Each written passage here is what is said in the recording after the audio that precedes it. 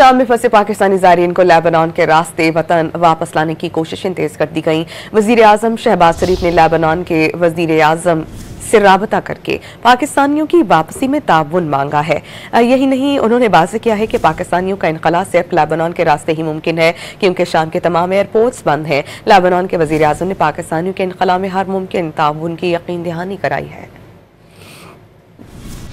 شام میں پھنسے پاکستانیوں کے انخلا کے لیے حکومتی کوششوں میں تیزی آ گئی۔ وزیر اعظم شہباز شریف نے لبنانی ہم منصب سے ٹیلی فون پر رابطہ کیا ہے اور ان سے شام میں پھنسے پاکستانیوں کے انخلا میں تعاون کی درخواست کی ہے، جس پر لبنانی ہم منصب نجیب نکانی نے پاکستانیوں کے انخلا میں ہر ممکن تعاون کی یقین دہانی کرا دی۔ وزیر اعظم شہباز شریف نے لبنانی ہم منصب کو بتایا کہ شام میں اس وقت 600 سے زائد پاکستانی موجود ہیں جن کا انخلا صرف لبنان کے راستے ہی ممکن ہے کیونکہ شام کے تمام ایئرپورٹ بند ہیں۔ So I spoke to the Prime Minister of Lebanon, and I must say that he was more than forthcoming.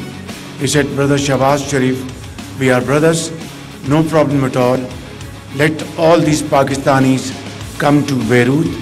We will facilitate them and whatever is possible, make their stay comfortable and they will be back home to Pakistan. وزیر اعظم نے شام اور لبنان میں پاکستان کے سفیروں سے بھی بات چیت کی اور انہیں شام میں پھنسے پاکستانیوں کی ہر ممکن مدد اور باحفاظت وطن واپسی میں سہولت فراہم کرنے کی ہدایت کی۔ اس سے پہلے وزیر اعظم کی زیر صدارت شام کی موجودہ صورتحال کے پیش نظر پاکستانیوں کے انخلا سے متعلق اجلاس ہوا۔ وزیر اعظم نے شام سے پاکستانیوں کے جلد از جلد محفوظ انخلا کے لیے لائحہ عمل تشکیل دینے کی ہدایت کی۔ وزیر اعظم کا کہنا تھا کہ شام میں مقیم پاکستانیوں کے محفوظ انخلا کے لیے تمام وسائل بروئے کار لائے جائیں۔ دمشق میں پاکستانی سفارت خانہ معلوماتی ڈیسک اور ہیلپ لائن قائم کرے اور دفتر خارجہ کے کرائسس مینجمنٹ یونٹ کے علاوہ شام اور اس کے ہمسایہ ممالک میں پاکستان کے سفارت خانوں میں معلوماتی ڈیسک 24 گھنٹے فعال رکھے جائیں۔